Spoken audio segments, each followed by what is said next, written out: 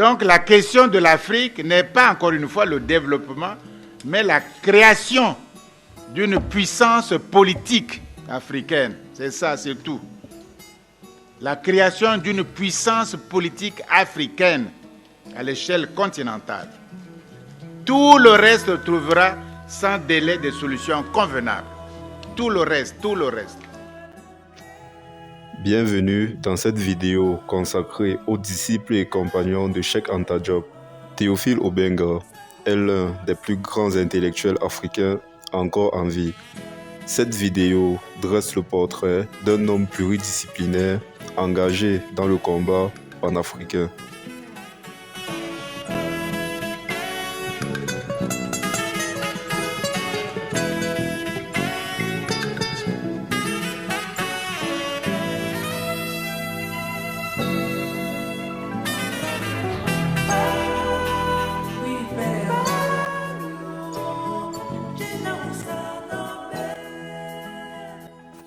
Théophile Mouenenzale Obenga est né le 2 février 1936 à Mbaya, en pays Bagangulu, dans le nord du Congo-Brazzaville. Ses parents sont tous deux chrétiens et d'ethnie Mboshi. Obenga a fréquenté une école primaire et un collège privé catholique, tous deux situés à Brazzaville. Les amis d'Obenga de cette période sont de tout horizon ethnique et aussi du Congo-Kinshasa, et à leur contact, il apprend d'autres langues. Cette enfance, dans un contexte pluriethnique et plurilinguistique, aura plus tard une influence déterminante dans son opposition farouche aux chercheurs européens et à leur vision tribaliste de l'Afrique. Après le collège, Obenga intègre les lycées Victor Augagneur et Savonian de Brazza. Il obtient son baccalauréat et poursuit ses études à l'université de Brazzaville.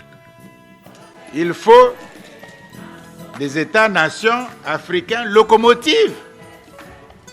Parce qu'il faut qu'il y ait ceux qui amènent le train aussi. Il faut des États africains, nations à l'heure actuelle, des États-nations africains, même si tout le monde, nous sommes tous des pots de terre, mais il faut quand même que certains soient des locomotives. C'est-à-dire des leaders. Et la RDC est bien placée pour être la locomotive du nouveau panafricanisme, pour être le leader de cette grande vision panafricaine qu'est l'État fédéral africain à l'échelle continentale. Il faut des leaders. Les États-Unis ne sont pas faits comme ça, allons, bon, ça embrasse. D'autres ont fait la guerre de sécession. Des millions sont morts. Mais Franklin, qui était le plus vieux, avec 81 ans.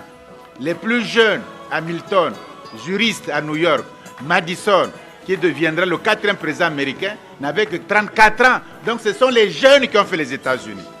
Le plus vieux avait 34 ans, il avait 33 ans, 28 ans. Le plus vieux, c'était Franklin.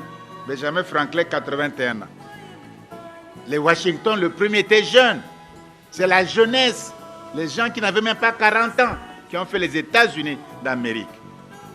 Et contre les autres, mais ils étaient leaders.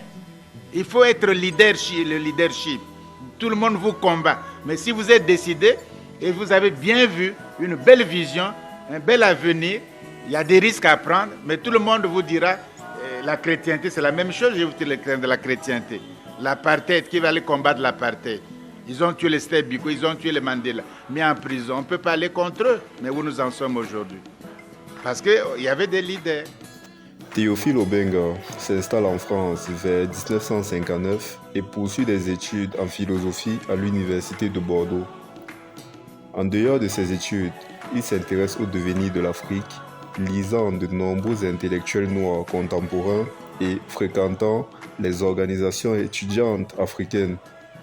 Vers 1962, l'un d'entre eux, le futur sociologue camerounais Joseph Mboui, lui recommande le livre Nation nègre et culture de Cheikh Anta Diop. Ce fut une révélation pour Théophile Obenga. Celui-ci finit le livre en une nuit. Cet ouvrage, qui s'intéresse à la falsification et à l'européanisation de l'histoire de l'Afrique, et notamment de l'Égypte des pharaons, ainsi qu'à l'avenir scientifique, politique et culturel de l'Afrique donne à Obenga une voie à suivre et une raison de vivre. Obenga abandonne alors la philosophie pour étudier l'histoire à la Sorbonne à Paris. Après avoir obtenu sa licence d'histoire, il étudie la préhistoire et la paléontologie. Il s'initie à l'arabe pendant 1 an pour avoir accès aux sources arabes de l'histoire africaine. Il part ensuite étudier à Genève où il suit des formations d'histoire, de linguistique et d'égyptologie. Il contacte pour la première fois Cheikh Anta Diop en 1966. Celui-ci l'encourage à poursuivre dans cette voie. Théophile redouble d'efforts, ignorant les railleries de ses camarades sur ce qu'il considère comme de l'éparpillement. En 1969, il rencontre Cheikh Anta Diop à Paris lors d'un colloque qui accepte de préfacer son premier ouvrage, L'Afrique dans l'Antiquité. Il y introduit notamment des études comparées d'écriture africaine, ainsi que la théorie linguistique du négro-égyptien, qui fait remonter les langues africaines non sémitiques, non berbères et non khoisan à une même langue ancestrale dont dérive aussi l'égyptien ancien. Il paraîtra en 1973 et recevra l'éloge du milieu universitaire français. Mais il n'est jamais trop tôt. Oh, c'est trop tard, c'est trop tôt. Il n'est jamais trop tôt. Il n'est jamais trop tôt pour écrire l'histoire de l'Afrique, en Afrique, par les Africains, pour les Africains. Voilà ce que disait Lumumba. Écrire l'histoire de l'Afrique, non pas à Washington, à Bruxelles ou à Paris. Écrire l'histoire de l'Afrique en Afrique, par les Africains eux-mêmes. Ils sont assez intelligents pour le faire. Et pour eux, pour eux-mêmes. Obenga rentre au Congo dans les années 70, où il intègre le département d'histoire. Il y rencontre un chercheur français, Michel M. Duffiel, qui le convainc de soutenir une thèse de doctorat. Obenga souhaitait privilégier la pluridisciplinarité plutôt que la recherche du diplôme. Il soutiendra plusieurs années plus tard une thèse constituée de la compilation de ses travaux postérieurs, notamment sur des liens entre l'Afrique noire moderne et l'Égypte ancienne, mais aussi sur les civilisations africaines centrales précoloniales. En 1974, Cheikh Anta Diop et Théophile Obenga participent à un colloque organisé au Caire par l'UNESCO et consacré au peuplement de la vallée du Nil et au déchiffrement de l'écriture méroïtique. Les deux savants africains sont confrontés à des chercheurs pour la plupart occidentaux dans un débat contradictoire sur l'origine des Égyptiens anciens. La thèse des deux Africains, bien que contestée par leurs contradicteurs du colloque, sera publiée dans les actes du colloque.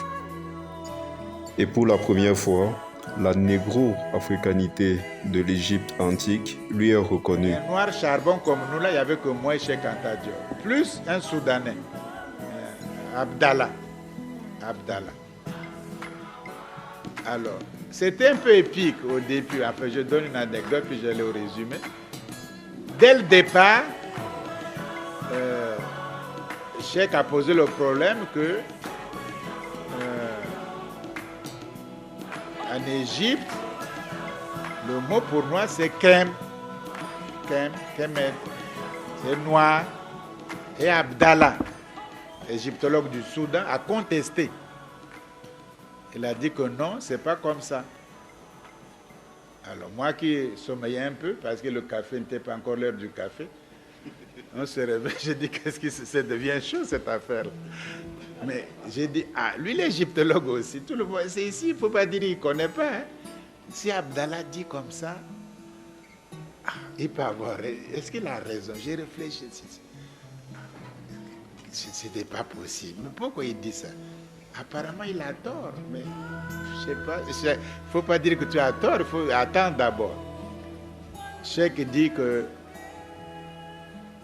c'est pas comme ça, Abdallah. Abdallah, les deux, bon, on est d'où mollo mollo. On a dit un grammairien qui était là, Soneron, connaît la langue, l'égyptien, il a une grammaire égyptienne. Le cheikh dit, bon, écoute, si des gens se trompent sur le mot noir, il y a des choses plus compliquées. Donc si on s'arrête là, c'est pas la peine. Moi, je sors avec Obenga ensemble. Tout au long de sa carrière, Théophile Obenga occupe plusieurs postes de responsabilité. Dans les années 70, il est nommé à la tête de l'École nationale supérieure et enseigne la linguistique et l'égyptien ancien à la faculté des lettres de Brazzaville. De 1977 à 1979, Obenga est nommé ministre des Affaires étrangères et de la coopération jusqu'à l'arrivée au pouvoir de son Excellence Denis Sassou Nguesso. Entre 1985 et 1991, Obenga est à la tête du Centre international des civilisations bantoues, en abrégé CICIBA, situé à Libreville, au Gabon. En 1992, Obenga crée Ankh, une revue consacrée à l'égyptologie et aux sciences exactes, et également aux civilisations africaines dans le paradigme de recherche ouvert par Cheikh Anta Diop.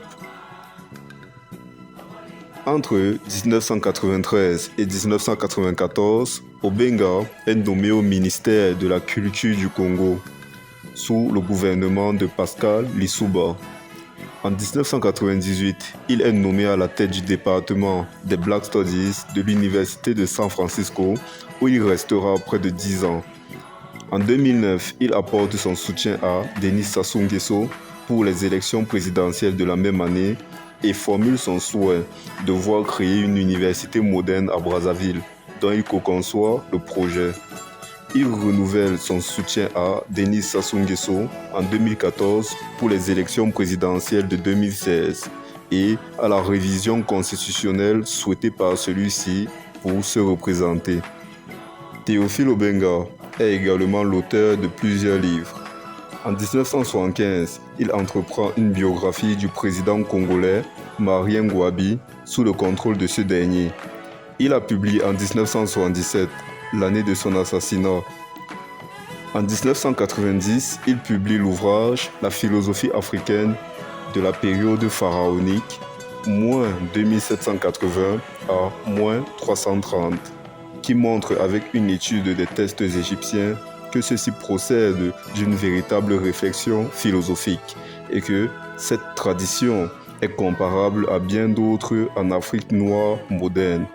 Touché par des événements violents dans son pays, il consacre des ouvrages à une meilleure compréhension et à une résolution des conflits qui y règnent en 1998, en 2001 et en 2010.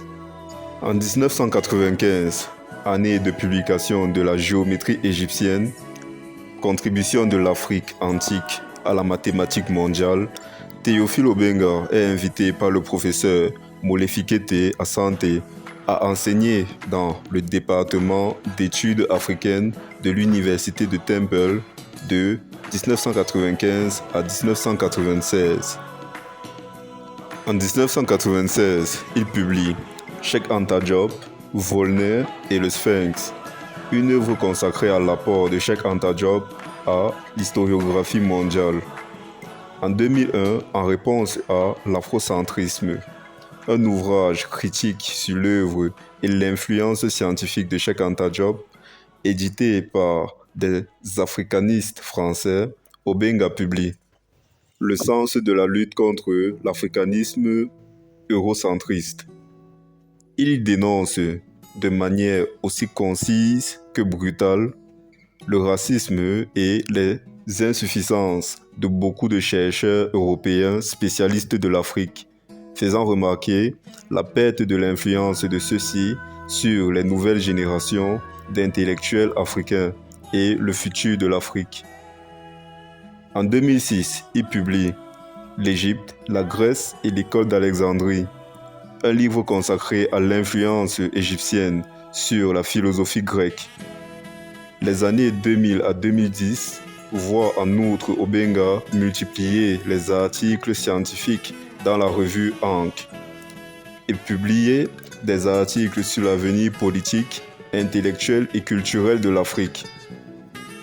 Dans Appel à la jeunesse africaine, Contrat social africain pour le XXIe siècle, publié en 2007, Théophile Obenga exhorte la jeunesse africaine à redécouvrir son histoire, à se la réapproprier et à œuvrer pour la renaissance africaine, arguant que le futur de l'Afrique est panafricain.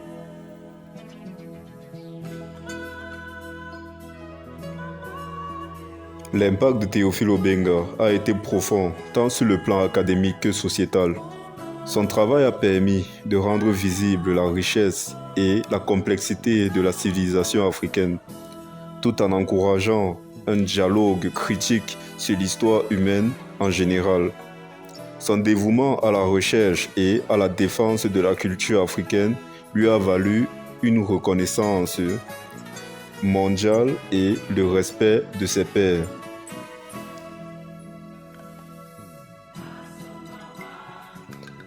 Théophile Obenga, un homme dont la passion pour la connaissance et l'histoire africaine a illuminé les esprits et inspiré une génération d'étudiants et de chercheurs du monde entier.